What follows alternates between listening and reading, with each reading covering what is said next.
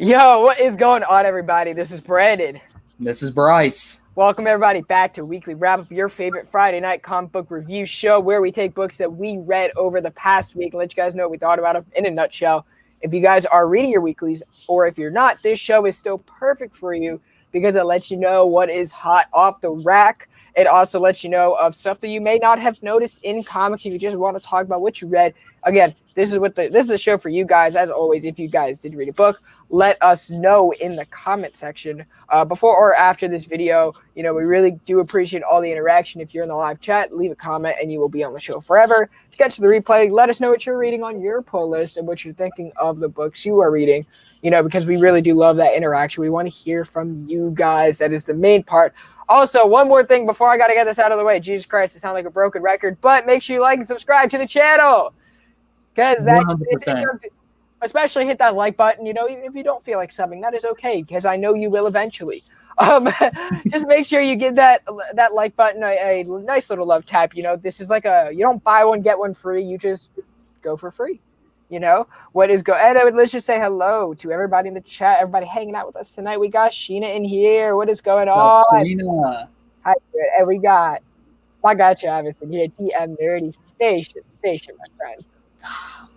We got Nick Comic Culture Station, and we just got. When I thought he was gonna say, he said my name, and then oops, Guy Gardner.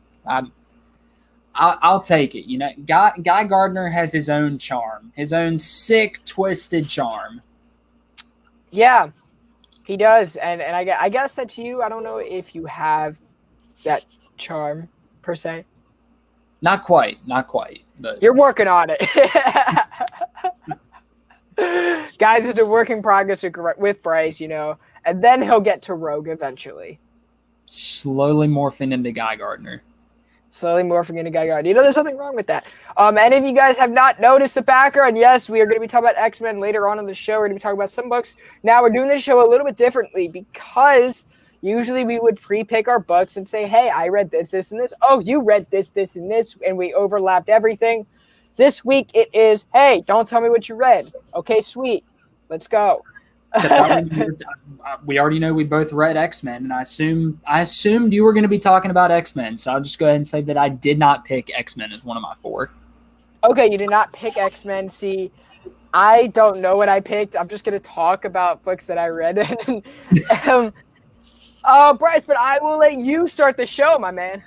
Okay, so like Brandon on the show always talks about X-Men, I always talk about this line of comics. So I had to keep it going, and I read Star Wars Bounty Hunters number 13. Great, because I didn't read that this week.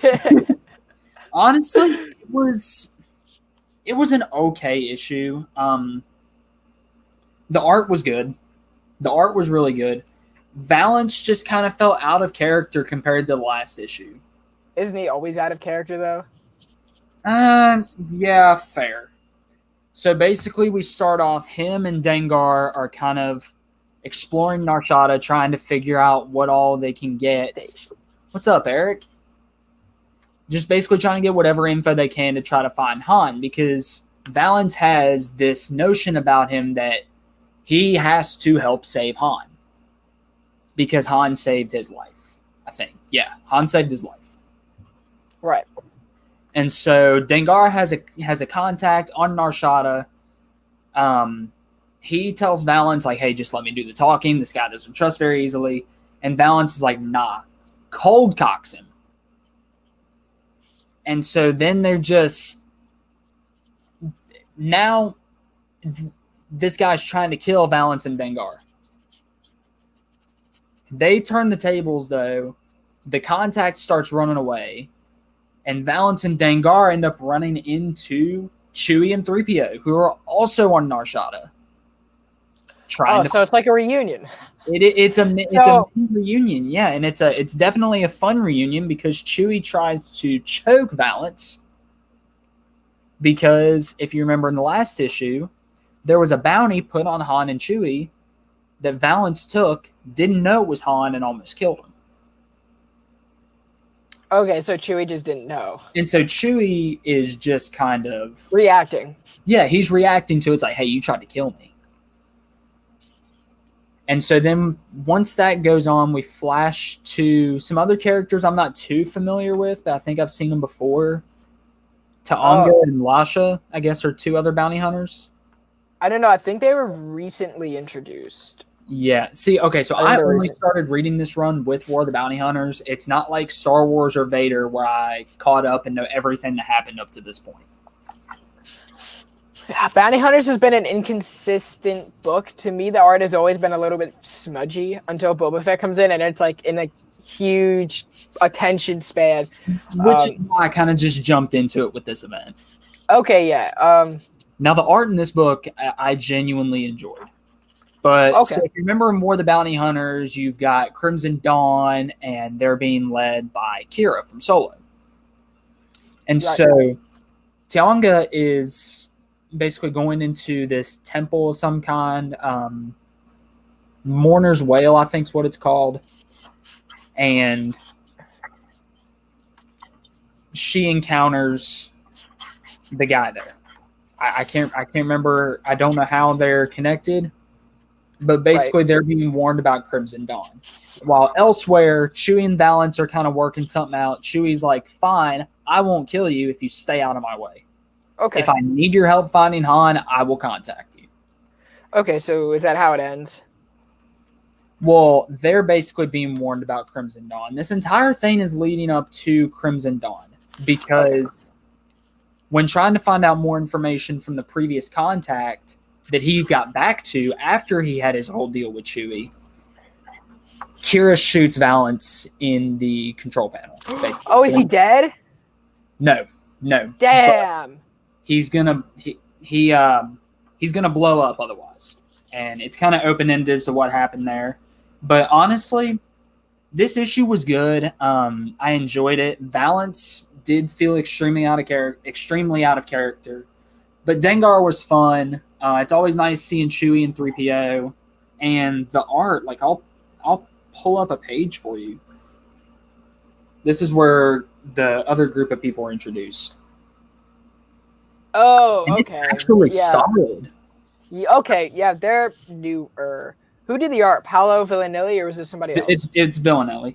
Okay, Ethan Sachs doing the story. And so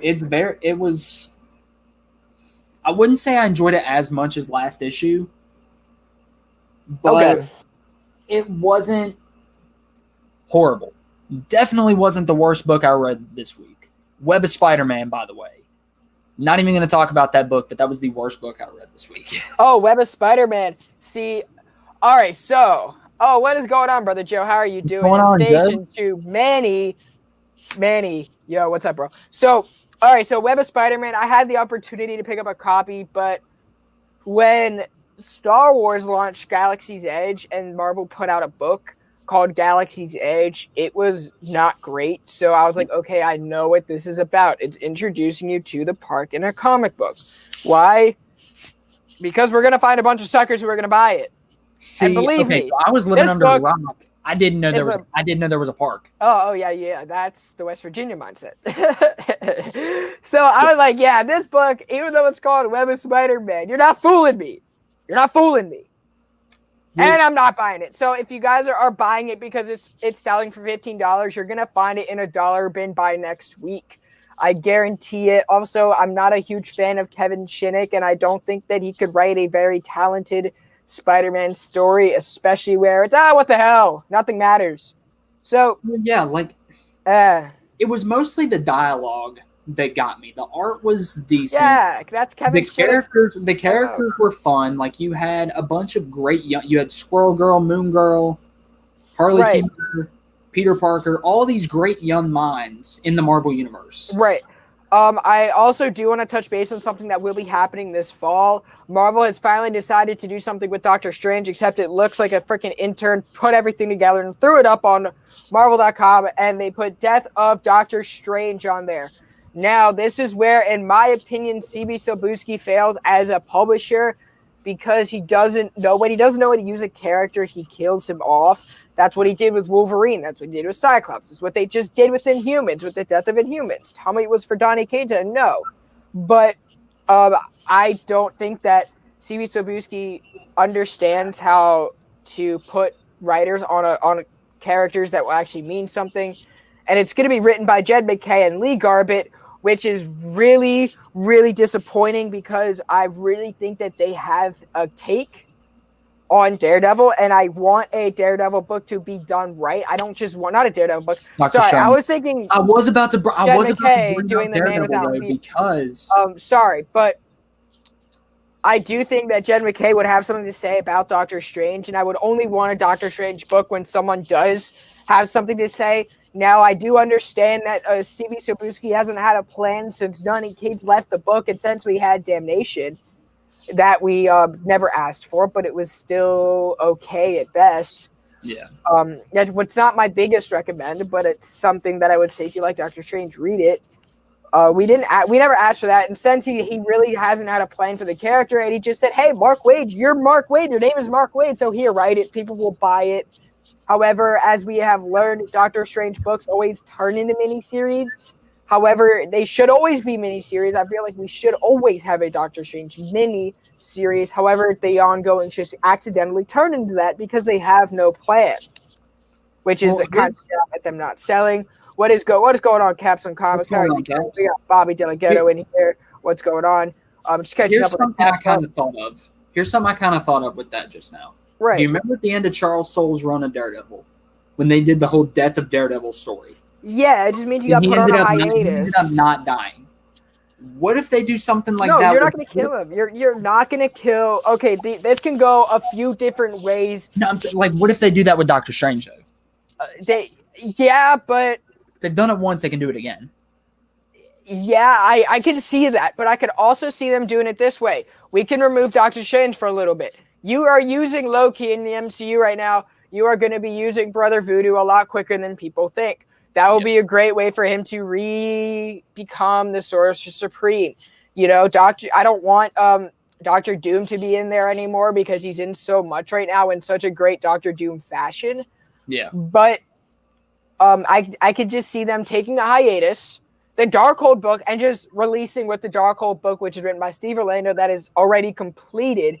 It just got put on another hiatus to come out when the next movie drops because it is featuring the Darkhold.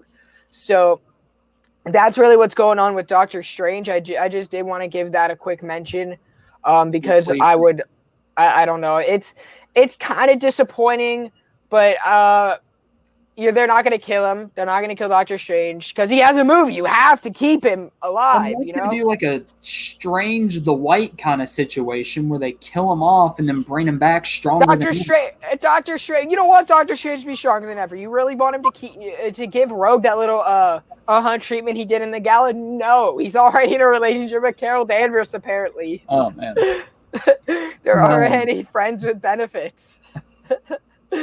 But I mean, it's Stephen Strange. I mean, like, but you know, I guarantee you, by the end of that book, Doctor Strange will get laid before he dies. It's a very Doctor Strange thing to do. He has to get laid at least 20 times before he dies. Exactly. But hey, we're going to cover that in September when it comes out. We're both going to be reading it either way just to see what happens. I mean, I like Lee Garbett. I like Lee Garbett, and I like Jed MacKay.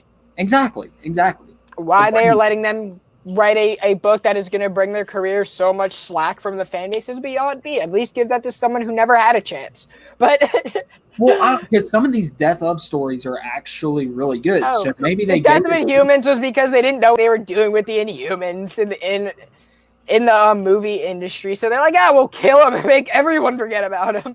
With Wolverine and Cyclops, even though I don't like Cyclops, his death was the worst thing possible. I'm not saying they were cop-outs, but I'm just saying the storytelling. Man, I didn't even like the storytelling, and I like Jeff Lemire. Didn't Cates do Death of Inhumans? Cates did Death of Inhumans. I like that storytelling, but I didn't like the purpose of it. Death of X was Jeff Lemire, Charles Soule, and I forget who the artist was. The first person that comes to my mind is Greg Land, but I know it's not Greg Land. I think he just did the covers. Could be. I don't know. And I like those two. I love Jeff Lemire and I love Charles Soule, but that was not cool what they did. Charles Soule with the Death of... No, Charles Soule didn't do Death of Wolverine, did he?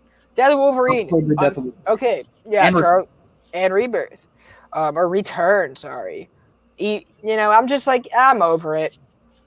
I'm over that shit. And I think CB Sabuski needs to get it together as a publisher when he's thinking about what the long-term things for this is. As I just want to let the people know about that because it is kind of important. We do have 10 people in the chat. We do have a good number. So I think it is good time to make this announcement, you guys. So we are teaming up with the Wonder Woman creative team who were on Creative Corner a few weeks ago. Becky Cloonan and Michael Conrad, they were so generous enough. Where did the third copy of this go? I think it's behind me. Why do I only have 2 copies when I should have 3? I'll just use this. I'll just use this because it is a 3-person giveaway. So you guys can win a signed copy. We're going to have 3 winners. A signed copy of Wonder Woman 770, the first book in the run, signed by both Becky Cloonan and Michael Conrad. It can be yours to win. All you guys will have to do is make sure you're subbed up to the channel, and when I post a graphic, tag a few friends, and that's really it. That's all we ever ask for. Is this it? Nope. I'll make sure I find it. It might be stuck together behind something. Yeah, but make sure you guys do enter that. The whole point of that is just to get people reading Wonder Woman and teaming up with Michael and Becky. They are phenomenal people, and I'm super excited to be doing this collaboration with them.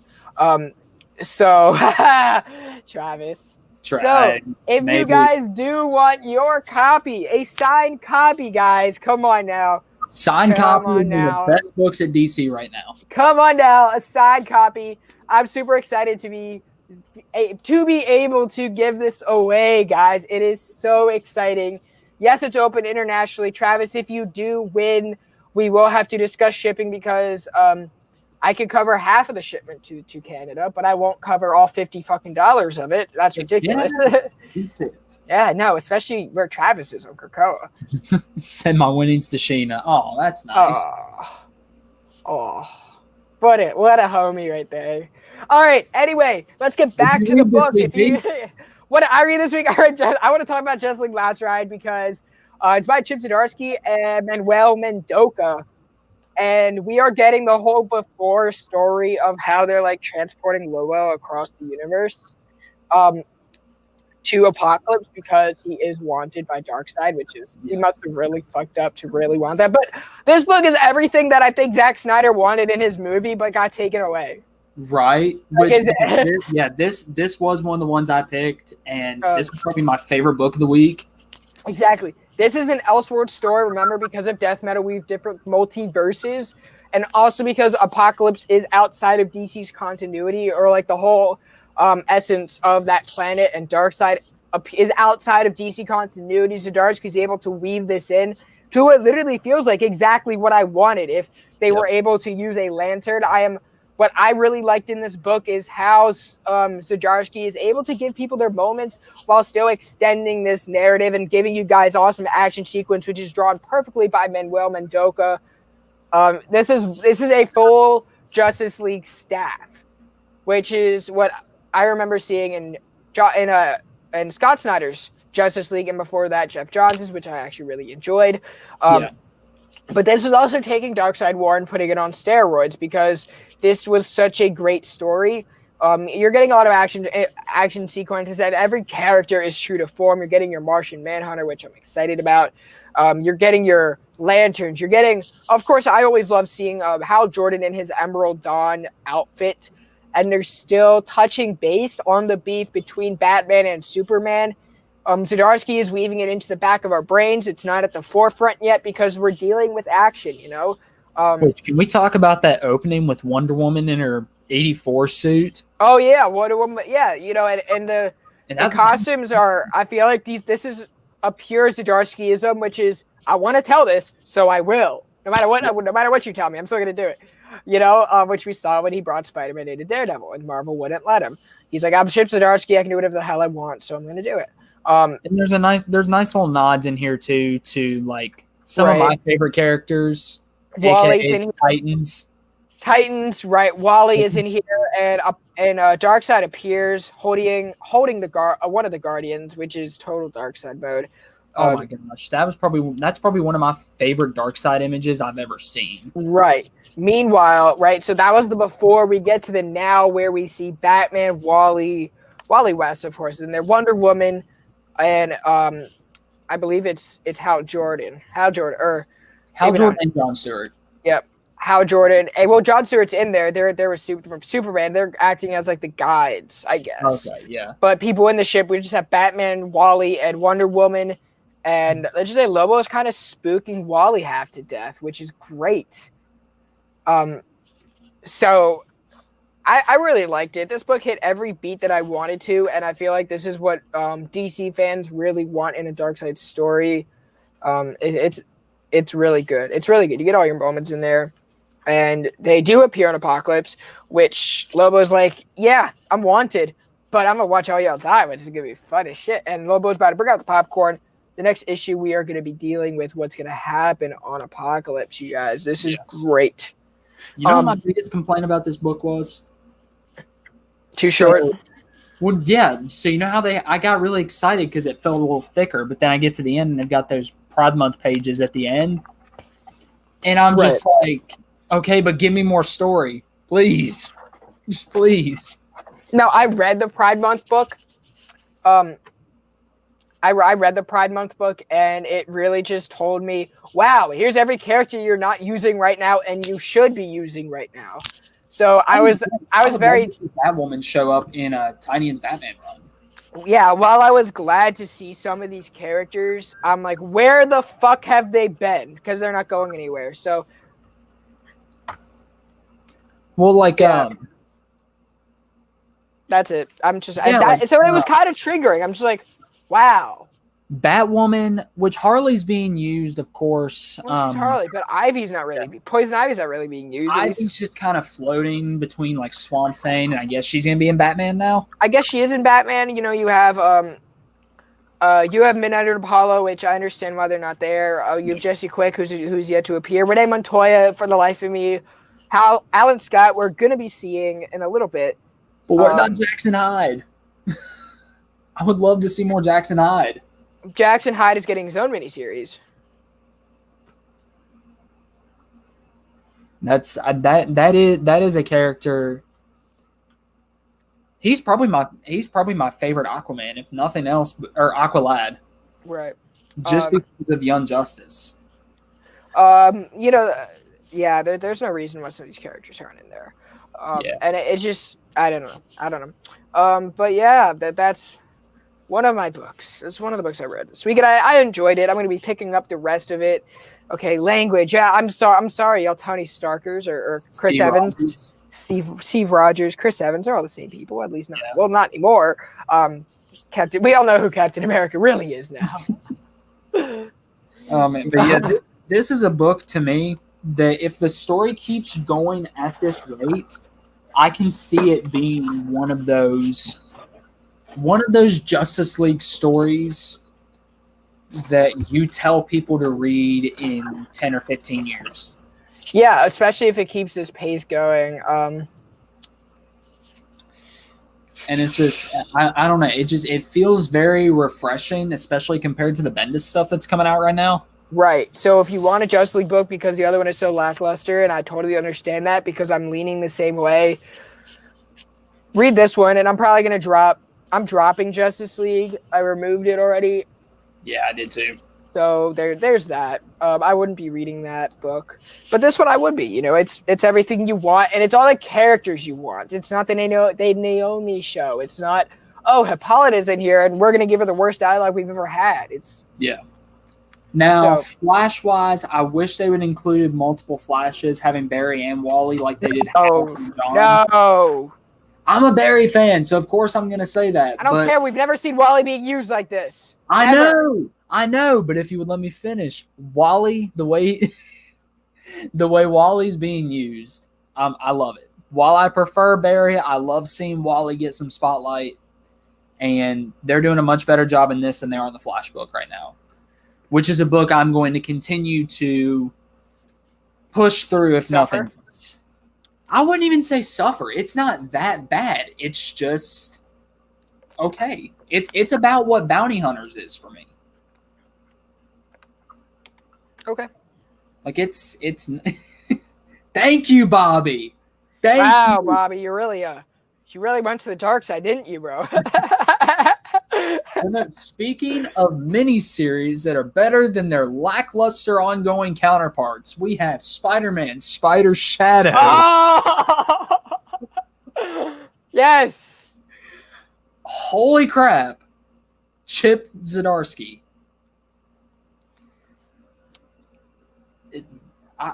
I was at a loss for words. I didn't even read it yet. So I was gonna peruse through right before we started the show, and I'm like, I'm not gonna. I'm gonna treat myself and actually like give this its proper attention. I'm sure it's great. For Brandon's sake, I'm gonna go for it. Whatever you want to talk about, go for it. I don't care if you want to go into spoilers because blow my mind. I won't, because I know some of these miniseries don't get the attention they deserve, especially since it's a what-if book. And even though it's Chip Zdarsky, a lot of times people skip out on what-if books. And I want people to really experience, especially this issue. But I'll go into minor spoilers. Minor. Go whatever you want to. Not as good as issue 2, but still solid. Issue 2 was a trip. Where did that other Wonder Woman book go? Because I'm still thinking about that, but keep going. But basically, in a nutshell, we see at the last issue Eddie Brock kill. Keep going. I'll be right back. Okay, we see him kill Otto Octavius, and he essentially becomes I believe J. Jonah Jameson, who has also been in the book, calls him Brock Ock, which I thought was hilarious.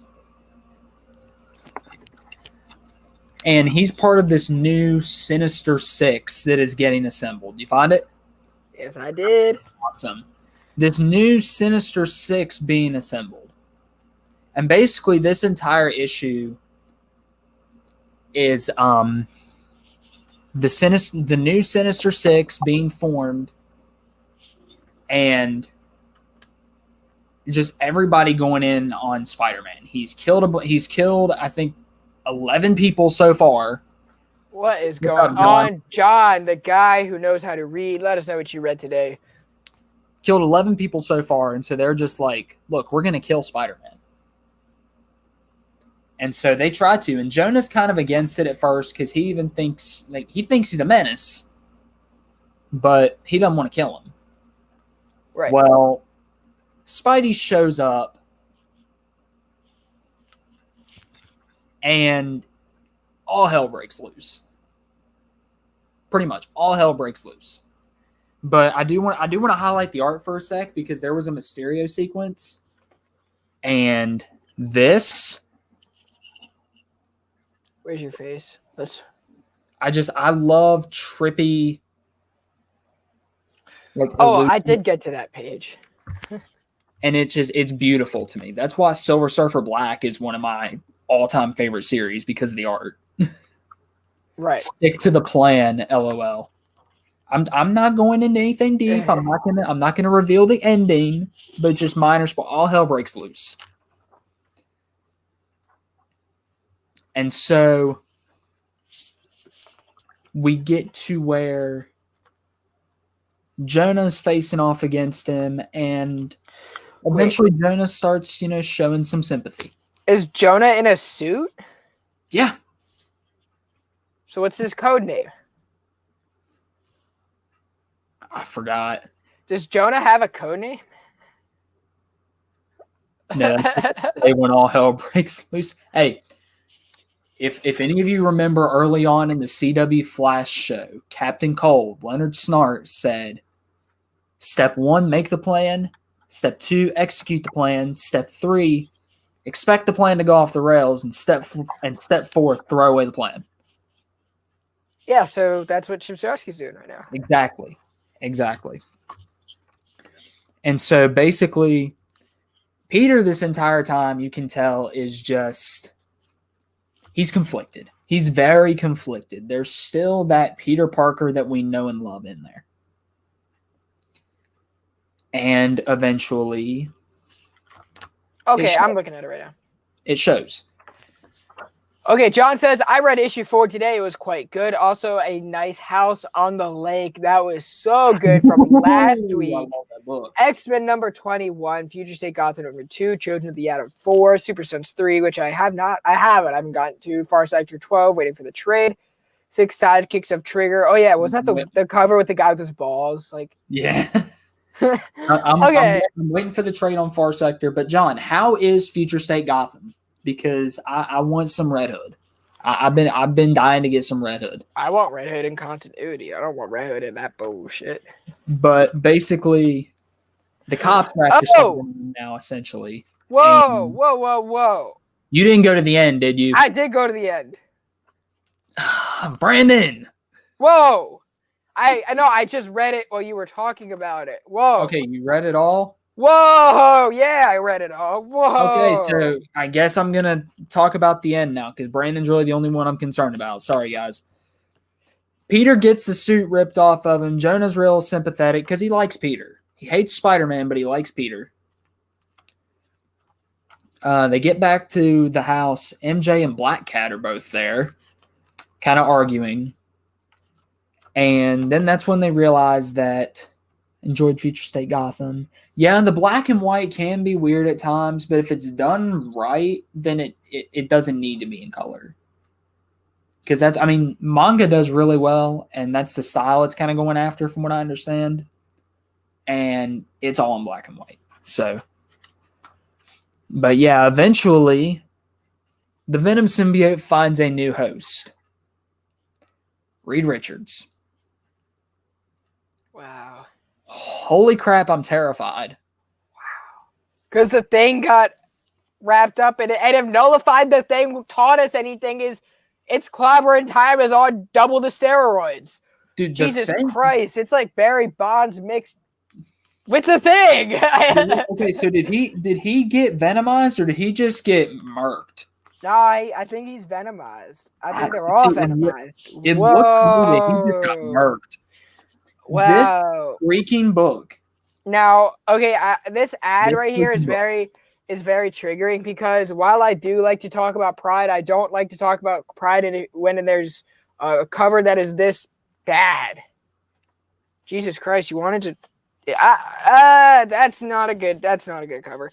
And see, I don't like to talk about Pride right before I'm about to get the pee scared out of me with Venomized Mr. Fantastic, which is something I didn't know I wanted. It's something that's going to haunt my nightmares. That cover is very distracting because I just want to know when Lucio Vecchio took a lesson from Rob Liefeld on how to draw the face to shoulder proportion.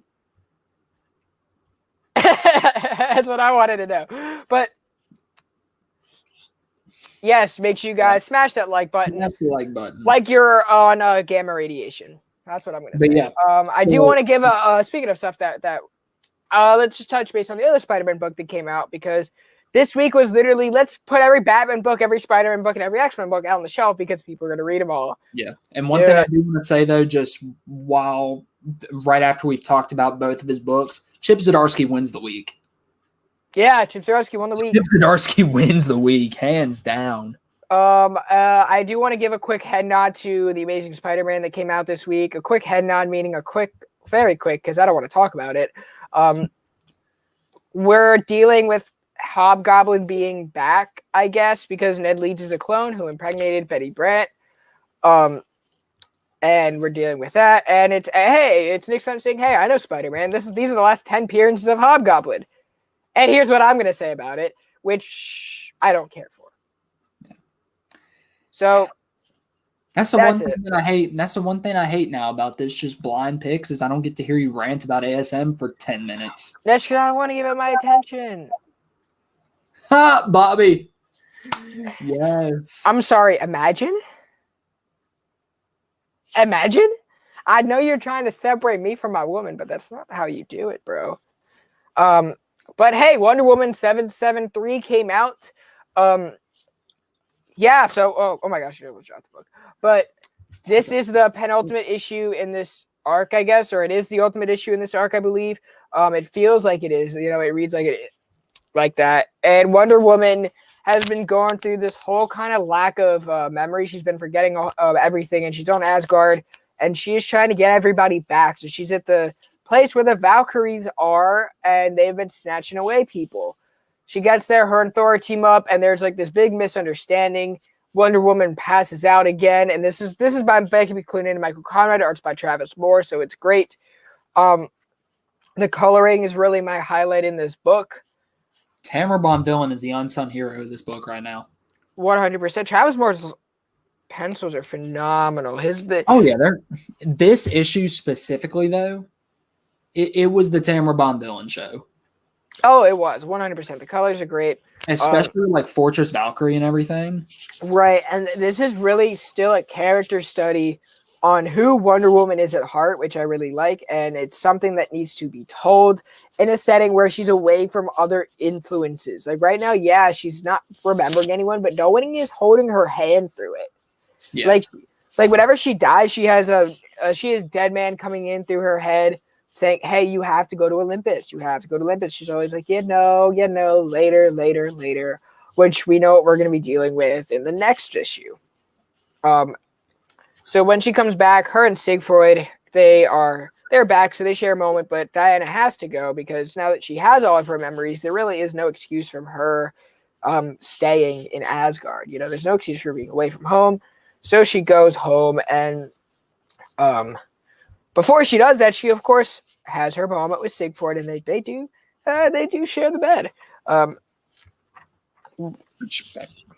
Good for them.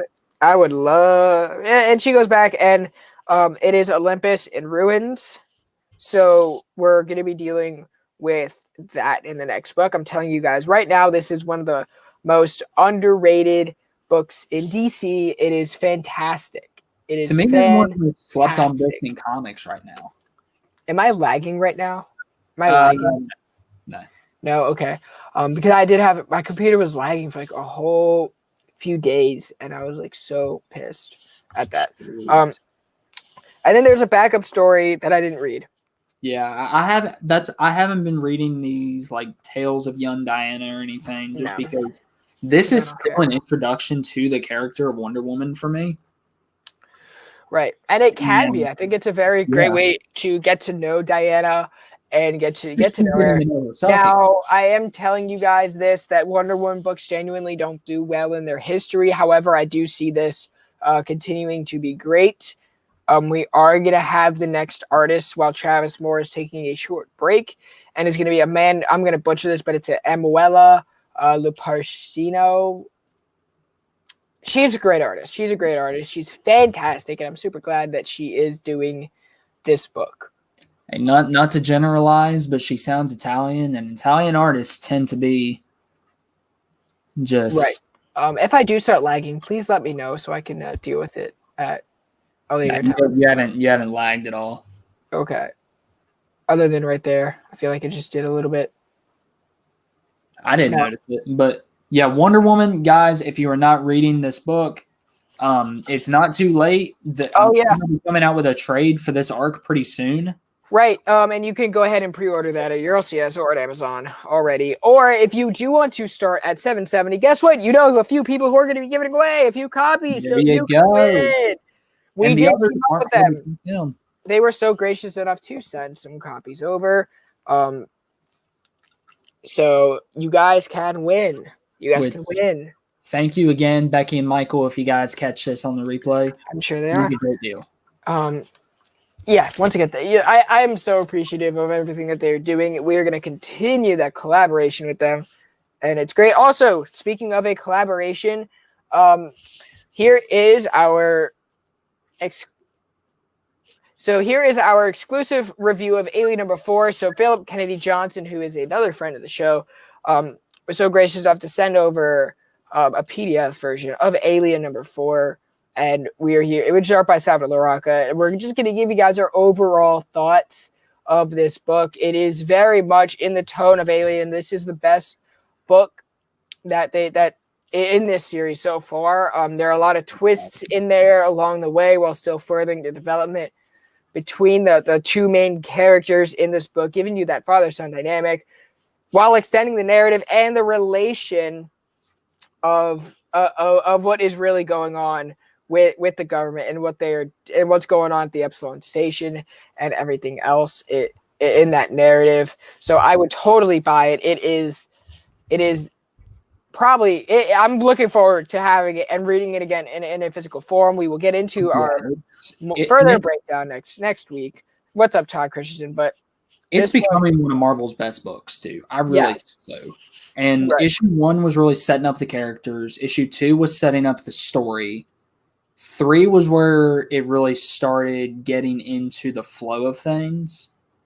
But then by the time you get to 4, you're all in. Philip Kennedy Johnson just gets to play around with different stuff and not have to worry about setting anything up. So honestly, it's just we're getting more information on what is going on. Why can't I think of the name of the group? Yutani, Epsilon. The Yutani, the Whirlwind Yutani.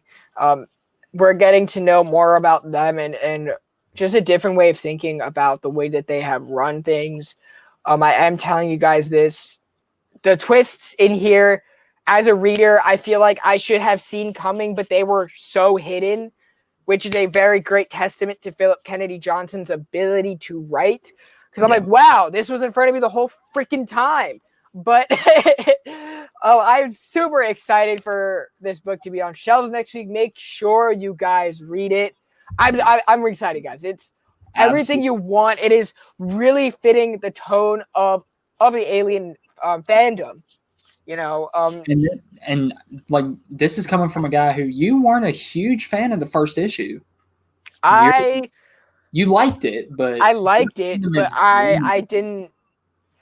I've seen the progression over the past few issues. There's been so much progression, and I'm in for the ride. You know, I have been a critic of Salvador Larroca's art because I still don't think that he should be drawing himself as the main character. But I have put that aside. My thoughts, because the story is fantastic, and that is what's keeping me going. I think Salvador Larroca is really understanding more of how this book is working and more what PKJ wants in this book. So I feel like as the issues are progressing, he is changing his art style a little bit and changing the way he's doing things, and his layouts look a lot cleaner. I think his facial expressions still need work, which is very weird because it's his own face, but the story is the best issue. So if you have been reading it, get hype for next week. 100%. Get hype. Seriously. I'm digging it. I'm digging it, and I'm really loving the whole Father Son dynamic. I can't wait to add it to the collection and read it again. Right, and we do get to know where our cameo appearance from the last issue was, where he was going on. So we are really getting to learn about where he has been this whole time, and I'm super excited for everyone to read it. So, which you guys probably haven't yet because it hasn't come out yet. It's coming out next week, but we got to read it. So you guys will get to read it too on Wednesday. Go read it. 100% pick it up. Absolutely. Pick up the last 3 issues too if you haven't already. If you've been like, I don't want to read an Alien Marvel book. Right. I bought 4 covers of it. I have 4 or 5 covers of number 1. Another book that you don't want to sleep on. I liked it from the beginning, but it has since just gotten absolutely fantastic. Batman the Detective. Oh, great, because I didn't read that. I'm like, I didn't read it because this book it's probably my favorite Batman book coming out right now. Like, which V, if you see this, you can attest to this. Me and her both. I'm a recent Tom Taylor fanboy. She's a long-time Tom Taylor fangirl. And so I'm sure she's reading this. But we get to see the aftermath of the last issue. Like, it picks up pretty much right where the last issue left off, with Henry Ducard getting shot in Paris. And Batman's just kind of freaking out. But for most of the issue, we get backstory on how Bruce knows Ducard. And I really love getting to see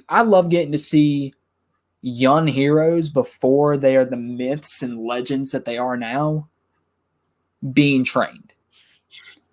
And you get to Right. see a lot of that with Bruce in this issue. He's learning how to tail people, learning how to track them. A lot of stuff that Batman's known for.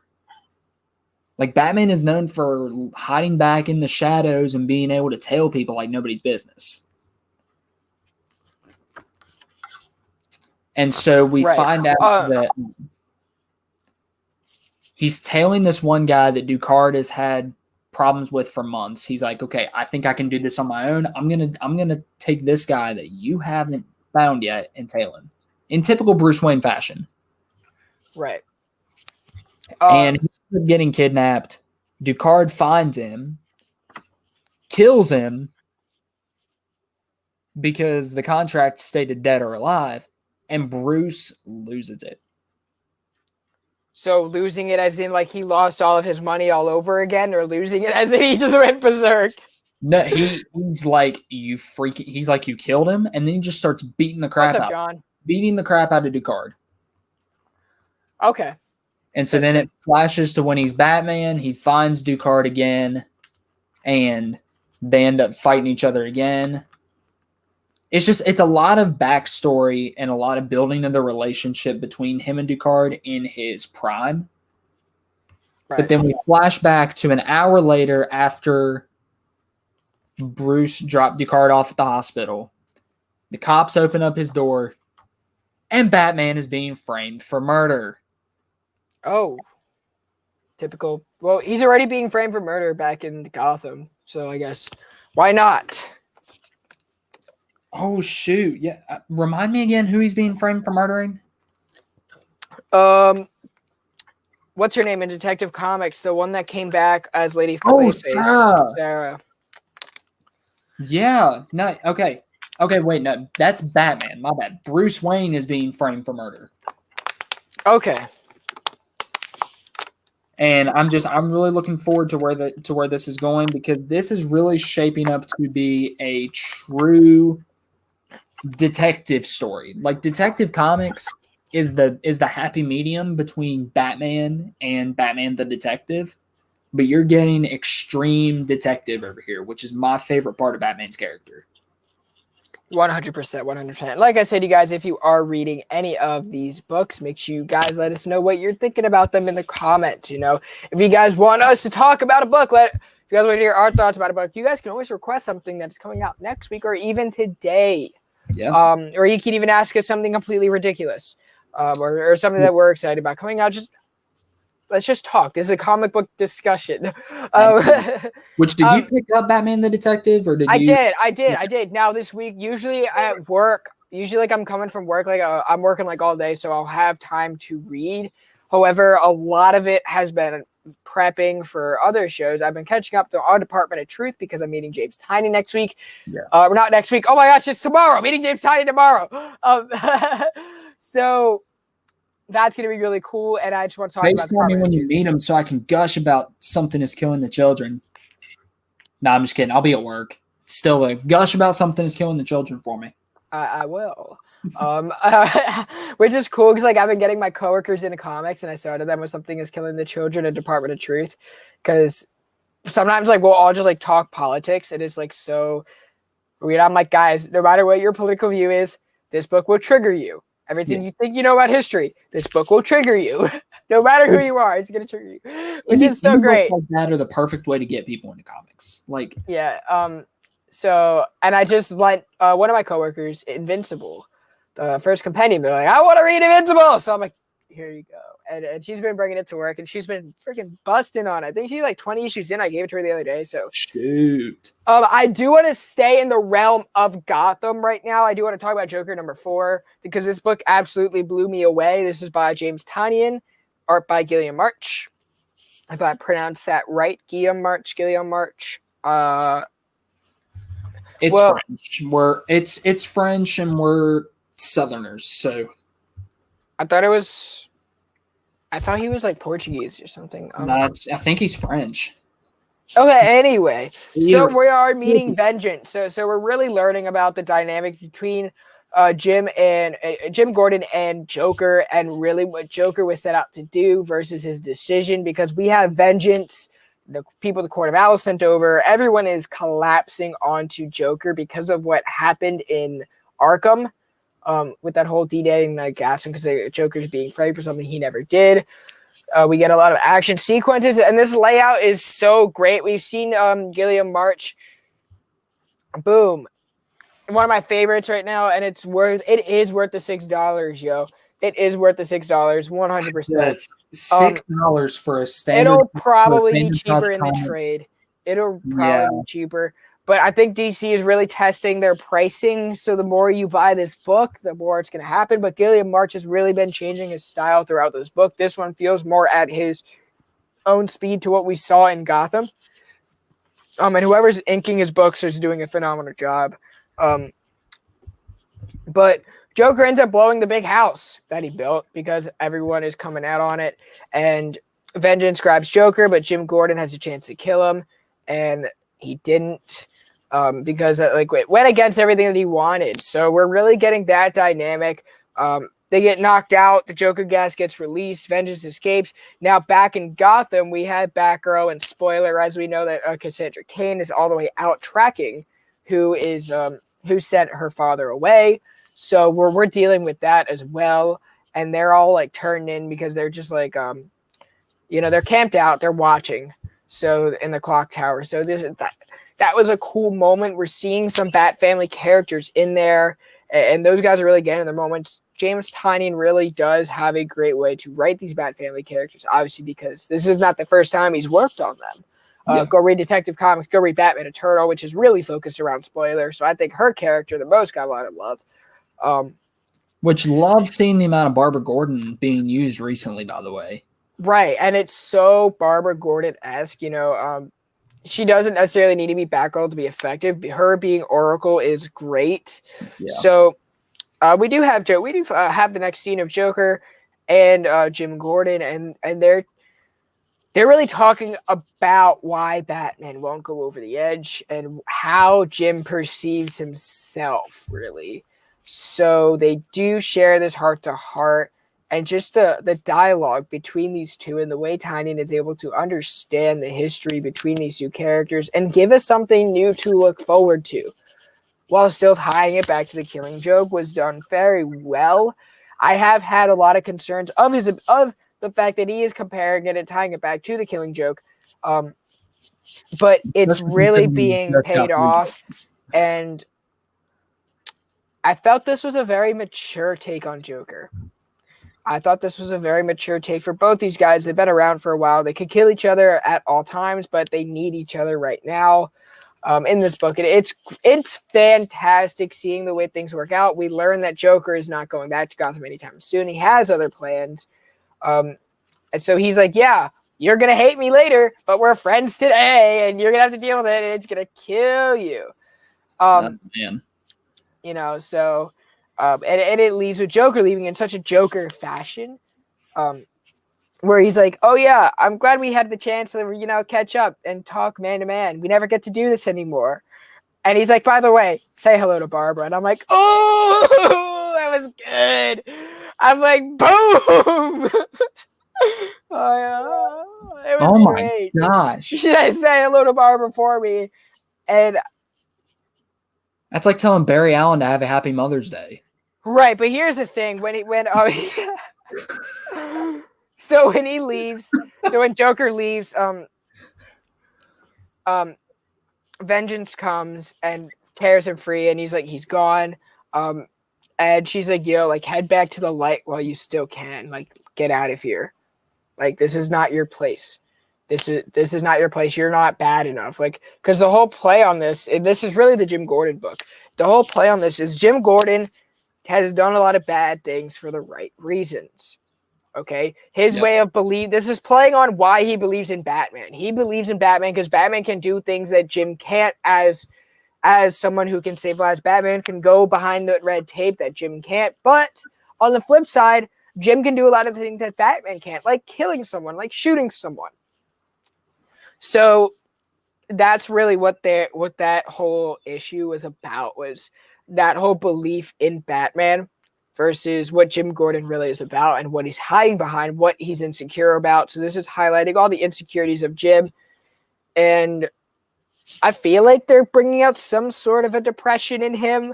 It's like an outspoken form of depression, which is cool to see. I don't want to say it's cool to see, but it's very fitting that that they're doing this.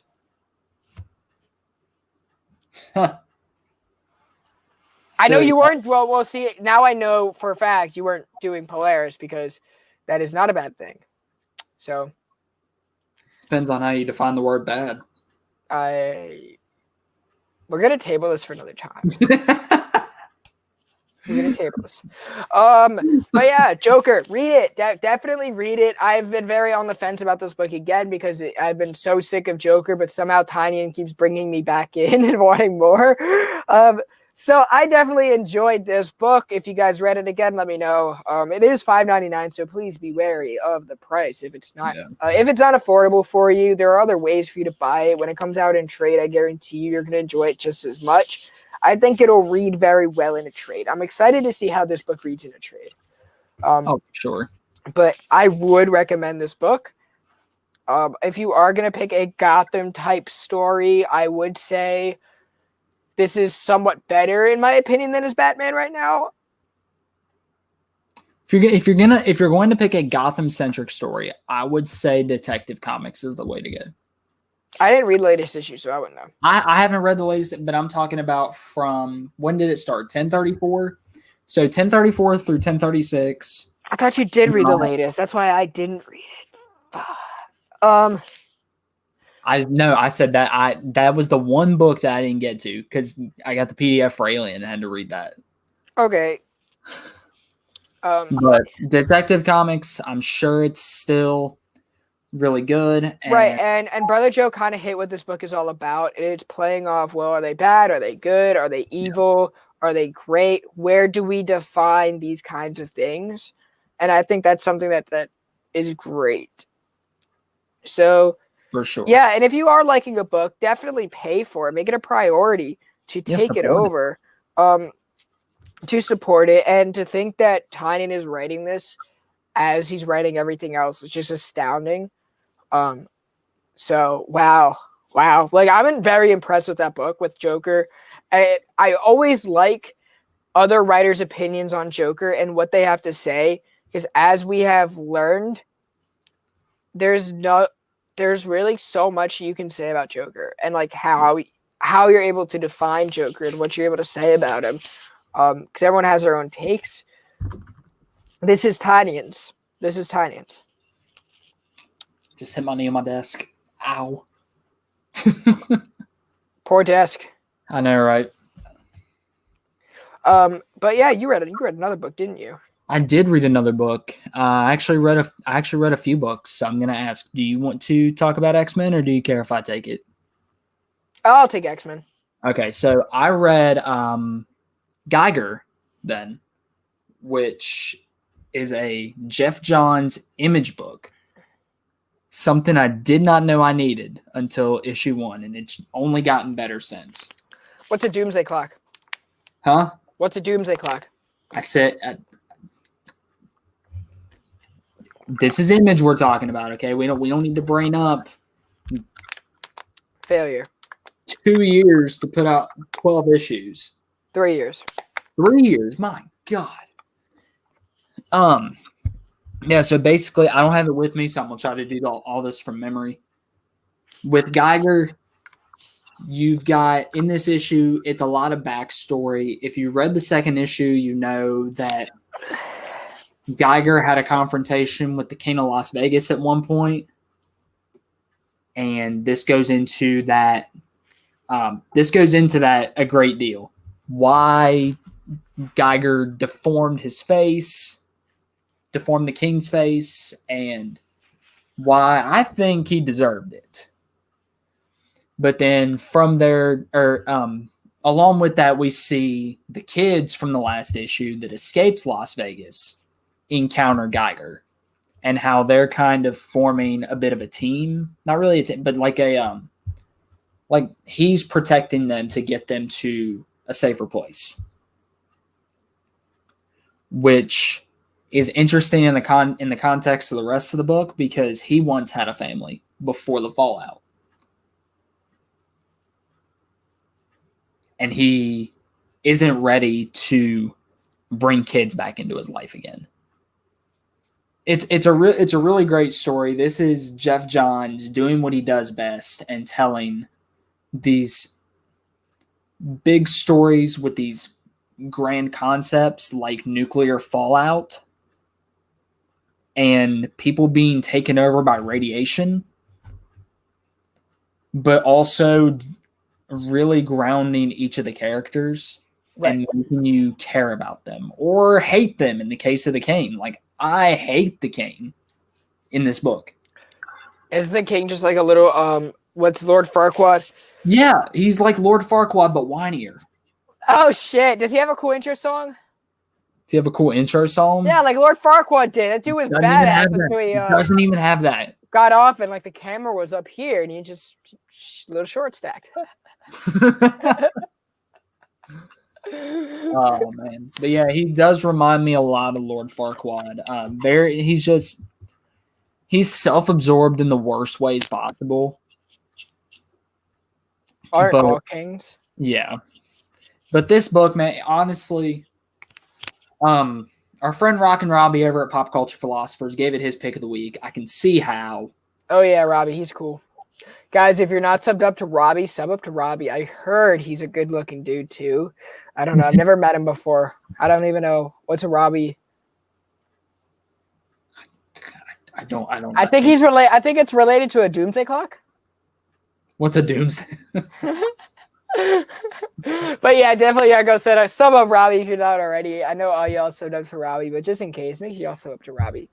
But yeah, just gotta show some love over there. I can definitely see how Geiger was his pick of the week, and the story is really getting underway now. Right, I picked it up and I didn't read it yet. I think I've read. I know I definitely got a good chunk of my books out of the way, but I'm trying to give them their all attention. Now I haven't even seen Loki, so that tells you exactly how crazy my week is. I somehow managed to watch The Bad Batch on the toilet today. Thank you, Kava. And, oh man, you're missing out, man. Loki and Geiger and Spider Shadow. I did read Spider Shadow. Oh yeah, I did read it on the show. But I do want to get into the X books. Let's start with Church of the Alps the other way first. It's by Vita Ayala. They are writing it with Paco Medina. And this book was much better. You're really getting to learn more about the characters as their alias, or not as their alias, as their normal selves, which is something that I complained a lot is we didn't get that. This is the book where that takes place. Yeah, Jessica, where's the crown? I'm making a king. I am the king. Wait, what movie is that from? I am the king. Oh, wait, that was from Thor. That was from Thor. I thought it was from Lion King. Like, idiots, there will be a king. I will be your king. Okay, Scar. But we get to learn about their alias, not their alias, their normal lives, and we get like their kind of mutant fandom, and then they get abducted, they get kidnapped, and we are dealing with that, and with the X-Men coming in to help them.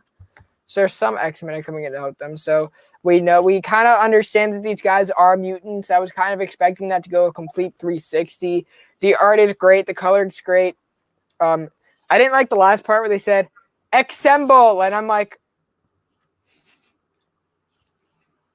I could have been left out. Assemble. I don't know. It's cute. It's cute, and I like it. But I'm like, Captain Rogers is rolling in his grave. I'm like, oh Lord, Endgame. Oh my God, Lord. But anyway, we got that kind of out of the way. We can pave the way for Excalibur. I'm going to talk about both the X books. We can kind of talk about X-Men 21 together. Let's just keep rolling with Excalibur number 21, written by Tini Howard and then friend of the show, Marcus Toe, who we've had. So definitely check out that interview. This book is really all about Richter and all giving like the Excalibur the character moments. I do like how when I did talk about Christ and Infinite Ranch, the X-Men Pride issue, we got the man, the myth, the legend. We got Justin, No Good Comics, who just had a birthday. So if you guys did not wish, if you guys did not wish this guy a happy birthday. Make sure you go wish him a happy birthday. Shoot. Happy birthday, Justin. You didn't wish him a happy birthday? What is wrong with you? I'm terrible about wishing people a happy birthday on social media. I know. You missed mine by 2 months. My bad. I'm kidding. But yeah, Justin, great pillar of the community, really good friend. So Justin, happy birthday, you son of a bitch. I hope it was a good one. And yeah, happy birthday, Justin. Yeah, we got a celebrity in the chat, guys. Justin is a celebrity, and he's in the chat. And he does know good comics. He knows some good comics. Let's put it that way. He knows some good comics. I want to trademark that for him, though. But this is, like I said, this is really about Richter. Give these characters some their moments, and they are exploring more of what I claimed was hidden in Betsy's sexuality, was her being bisexual, which was brought out today with her relationship and Rachel. And we're also, Richter is completely butthurt. If you guys remember on the interview with Marcus Toe, he's talking about the design for Richter and the fact that he is very butthurt after Ten of Swords, which is being addressed. Because Apocalypse, who did sacrifice himself and took Richter under his wing, he feels like that is being taken for granted. And that they are able to have this gala because Apocalypse is not there, right? And he was a pillar of the book. You know, also North Star shows up, so they kind of share a moment. Oh yeah, guys, make sure you sub someone named Justin on YouTube. His name is No Good Comics. I hear he has a pretty good show. Definitely go sub him. He does like to spotlight other people in the community. He gives his thoughts about books. He does a lot of stuff. He's putting content out every day. So if you just need a show to binge, if you need a new Netflix binge, because Netflix, you already finished Sweet Tooth. I think Justin's is the next best thing to binge. So go binge, Justin. And if you're an X-Men fan, him and John's Comics for Kids do I'm the X-Men. I've never heard of an X-Men, but X-Symbol? Avengers Assemble! Yeah, thanks, Trav. You're dropping his link. Thanks, Trav. That's why Trav has the wrench, y'all. If y'all want a wrench, y'all got to put in the same work as Trav. Yeah. Just wait till football season. Yeah, I don't have a dog in that fight. Hashtag missing Fable. I know. Yeah, where is Fable? I'm always missing Fable. My heart is empty without Fable. So anyway, we're getting their moments. North Star shows up, or not North Star, Shatterstar. Shatterstar shows up, who is Richter's ex, and they share their moment. Richter kind of gets a little emotional and bursts out because he's seeing Shatterstar covered in blood. We have Gambit and Rogue share their spotlight at 10:20, which the times are really important in this book because at 10:20, Rogue is already onto the team, so we get her kind of parting from Excalibur, and she's of course has a seat back whenever they want. Betsy Betsy is really dealing with, what are their names? The Cullen Akabi, or maybe that's not them. The people from Great Britain. They are not the Cullen Akaba. So they show up to terminate their contract, not their contract, their relationship with Krakoa. And that is the thing. Why can't I know the name of these guys? I'm sure it's in some title page. When I want to find the title page, the Coven Akaba. That's what I was thinking of. The Coven Akaba. They're the ones who, they're the ones who really put their faith in the Captain Britain mantle, because the Captain Britain role is supposed to protect them from the Kingdom of Avalon and really be the bridge between Great Britain and Otherworld. The fact that they still have that, they're like, yeah, no, you don't anymore because it's on our property. So they end up building a bridge, building a gateway their own way. And the Coven Akaba, they reach out, they use mutant blood. So the person who is visiting Betsy, who is Pete Wisdom, who we know from earlier in the book, he gets kind of captured. He was like their spokesperson, so they really abused him. And they bring on Morgan Le Fay, who is a pillar in the previous few issues, not like the first few issues, and they bring her back, which was a mistake because now the Excalibur are gonna have to deal with that after they just won. So Jamie, who is the king of Avalon, is really gonna have his fair share of time being spent with Morgan Le Fay now that she is back online in a sense. Brian Braddock and his girl share a moment. Nightcrawler shows up, and we get Betsy and Rachel sharing a dance. I thought was great because Betsy really is one of my favorite mutants. And then that's really the book. Richter gets pissed, and he creates his own little island, which is again going to feature that gate, I believe. And Morgan Le Fay goes through that gate. And when she does, Richter's like, "Oh crap, what is that?" And him and Shadow start to sit on the beach while this is like kind of going on in the background. Guys, Excalibur is a great book. Definitely go pick it up. Marcus Toe is drawing for days, and I liked it. I really did enjoy that part of the gala. And now the big event. The first appearance of Kevin Feige. And Eminem. Oh, and Eminem and Elton John. First appearance of Eminem. No, but first appearance of Elton John, first appearance of Method Man, first appearance of Patton Oswalt, George R.R. Martin. Everyone you could possibly think of. Yeah. Except me. Got to rack up those Marvel Insider points. Hey. There's no need, she already chose. I'm sorry. But yes, a nice win, Bobby.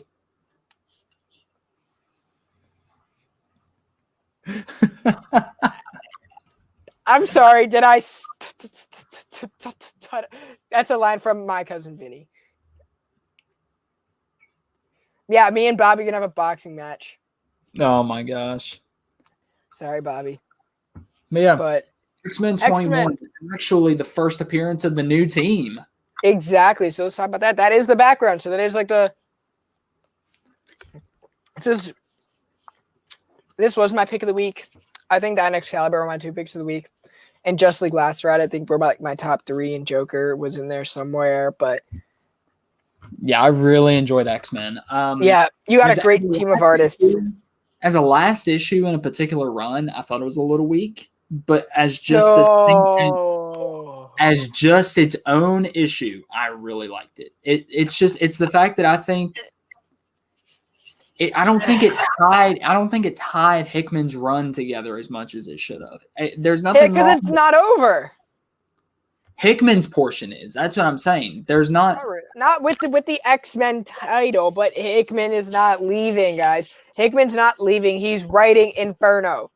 Hickman is the head of X. Whatever Jerry Dugan is doing is under Hickman. Hickman has never left. Still, I don't know. I think it should have wrapped up a little more smoothly before the team goes off into their new title. That's my only concern. That's just my opinion too. I don't think. I thought there were still I thought it still kind of was just hanging there. Like the issue 20 was the actual last issue, and I disagree. I mean, that's really my only complaint, though. Other than that, I loved the issue. I really did. Right, and we do, speaking of the issue, we do open up with Namor kind of coming over because he is a big part of the world. And because he is a mutant, and we have seen him appear in the X-Men line very briefly, and Charles and Magneto are trying to get him onto the Quiet Council, and he's like, oh yeah, we'll make a spot for you. He's like, no. He's like, first off, I'm a king. Someone will be leaving for me. They will be begging to give me their spot. And he's like, he's doing his whole Namor thing. I'm better than everyone. Yep. And that really shows, he's like, I own 70% of this planet. Y'all still sleeping on me. Missing Link, what is going on? How are you doing today, sir? What's going on? Station, Missing Link. Namor's just a douchebag, and I love it. Oh, yeah, Namor is literally the biggest, cockiest guy in Marvel, and I'm here for it. I'm really here for it. But he's like, yeah, until you guys treat me like a king, we are divided. So I really appreciate it. I like that line. I liked it a lot. We do have a great team of artists. We have Nick Dragata from East of West. We have Russell Donnerman from, you all know Russell Donnerman. We have Lucas Wernick. He did something recently that I genuinely enjoyed. I cannot put my finger on it, but I know he's out there, And we have Sarah Pachilli, who we all know from Miles Morales, and she opened up Fantastic Four. But we are okay, so it's like 10:15 and they're about to introduce the team. So this is like kind of around dinner, a little after dinner. And Jean telepathically opens up her mind to everyone because she does have that potential. And they all talk about why they would want to join the new team, what they would bring. Right. And this piece was drawn by Russell Dodderman in such a Russell Dodderman fashion that I loved. Yep. And other people, and they were like, what's going on? Should we be talking about this? Should we even be in here? And they're like, no, it's like a celebration. It's called Pride. This is what we're all about. We're here to add. We're not here to degrade anyone. We're here to be united. And I thought that's like the biggest push for this book. And they announced the new team being Rogue, Sunfire, Laura Kinney, who is eating a shrimp kebab, Sync, who is scaring Method Man, and my wifey, Polaris. I'm so proud of her. Sync is the one that looks like Method Man. Yeah. That's Sync. Yeah, but he's scaring this dude with the hat. I think that it kind of looks like John Legend, but I know it's Method Man. No, the dude with his arms out, that's not Sync. The dude with his arms out. That is Sync. That looks like Darwin more than anything. Sync is the dude with the drip with the. Okay. Where's the character page that we all love? This is where I love my character pages. Not in there, but okay. But we'll figure that out when it comes to it. We'll figure it out. We'll figure it out. And then we get this awesome kind of get to know. Okay, you were right. I'm sorry, you were right. I made an error. This guy in his rainbow colored, that is okay. See, I love as of X-Men issue, I think 18. Sync is one of my favorite underrated X-Men. Okay, you're right. That is Sync. The African American guy at the top. That is Sync. And I really did oh my gosh, Polaris looks so good at that. Jean is the leader. You got Cyclops, Laura Kinney, Rogue, Sunfire. Guys, this team is fire. Drawn perfectly by Russell Dodderman.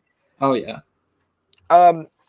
And then we get like kind of the episode. We get some like Sinister secrets. So we're dealing with what Sinister is going to be up to next. And then we get, the surprise of everybody. It is drawn. This is where Sarah Pachilli kicks in. We have Emma Frost, who is in her diamond form. She's now changed her costumes because she does do that. She changes her costumes more than Mariah Carey does during New Year's. True. So, and we are getting like Emma Frost is up to something. She's meeting with some people, and she's like, "Oh, I want something like you shouldn't even know we exist." And we get a lot of multiple man. He is just everywhere. Yeah. What makes me love Polaris so much? I think I am a huge fan of underrated characters. The fact that people kind of stereotype her, like, oh, she's so close to Magneto. She's very different. She has such a different mindset, and I think she can even be more powerful than Magneto given the chance. And she just hasn't been focused on a lot, but when she does get her moments, they're great. Go back to the Silver Age. Go back to what Jim Steranko did in X-Men 50. It was phenomenal. Even 49 when he brought her in, her relationship with Havoc, and really just where she's been. Her treatment in Wolverine in the X-Men, that animated series, was really just seal the deal. I love Havoc. I love Havoc because I do like Havoc. He's my favorite one of the summers, which isn't sitting by very high for me, but I still love Havoc. The reason why I love Polaris is because you can just do so much with her, and she fits everywhere. And she's obviously very, very great to look at. So, which is also a good factor. Yeah, I'm not trying to put that first, but I just think that as a character, she has so much to offer, and people just don't give her that attention a whole lot. Yeah.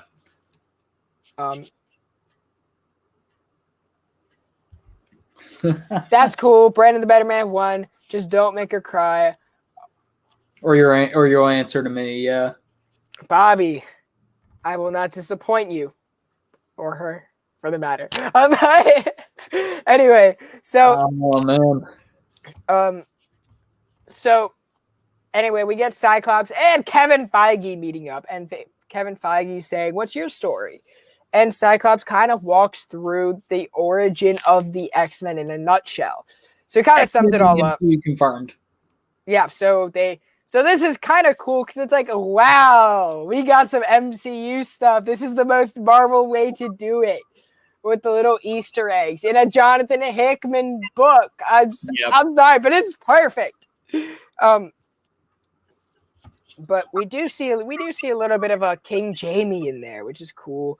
And so then we see them going through the gate to end the gala in a sense. Then we do get like the last toast, and Emma does do like another show. She's like connecting all of their minds again, and she's like, "Where were you? You don't want to miss this out." And she reaches her mind out, and they get this show, and it's revealing the beginning of a new age, and it's featuring two people in like this planet. I can't make out who they are or what that Easter egg is. I couldn't either. What is up, Hidden Gem? What's going on, bro? What's going on, man? But it is like the next direction for the team. I can't make out exactly what's going on in that Easter egg, but which I'm looking forward to having an actual like more traditional X-Men book next month while still being in this Hickman era. Right. So it's definitely going to be a blast to see what Jerry Dugan and Pepe Larraz do next. Dude, that's going to be a great team. That's going to be so great. I'm excited. Planet Size X-Men, you guys. I believe it's on the shelves next week. So go pick it up. Also, you're going to get... It has the reading order. So you're getting Planet Size X-Men next week. And New Mutants, X-Corp, and Wolverine. So Planet Size X-Men, New Mutants, X-Corp, which I'm getting a lot of variants for because I'm just OC about my X-Men. And there's something that hasn't happened in comics before. So definitely go check it out. The cool thing about the gala is that it's over and done with. So it's not crossing over a month span. It's not taking 2 months to come out like Ten of Swords. It's all coming out. Month of June. Bang, bang, bang. Wrapping it up fast. Yeah. Boom. Those are all the books that I read this week. I did not get a chance to read Detective Comics yet. I read a couple more books, but nothing. Like I read Proctor Valley Road, Grant Morrison, Alex Child, Naomi Franquez, I think's her name, and Tamara Bonvillain again on the colors. Just a great book from Boom Studios. I think it's wrapping up in about a month, but who knows what will happen after that. And then I think, I honestly can't remember what else I read. I know I haven't gotten to Detective Comics yet either. So. Right. But most importantly, guys, make sure you guys give this video a good old thumbs up if you like reading, or thumbs down if you feel that strongly about it, but I don't think you do. Let us know what you guys are reading, what you're excited for next week, and also stay tuned for the giveaway of the signed Wonder Woman comics. There will be 3 lucky winners who can take this book home with them, which we will be releasing next week on Weekly Wrap-Up. We will be doing a giveaway, so make sure you guys come here for that.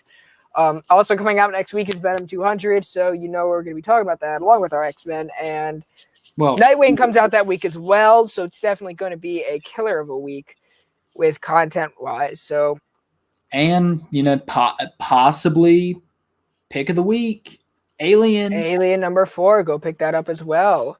100%, you guys. So thank you all for tuning in to Weekly Wrap-Up. Really do appreciate you guys sticking around for the live show. If you guys are catching the replay, big salute to you as well. You guys are what keeps us going on this show. But you guys can catch us live every Saturday at 8 o'clock Eastern time. That is when we start the show every Friday. Every single Friday. Weekly Wrap-Up is 8 p.m. Eastern time. If you guys were late to live, you guys can always go catch the replay. It'll be online right after we end this. When should you be expecting your paycheck? Very, very, very funny. Man, thank you guys again for joining us, and hope you guys have a good weekend. You guys as well.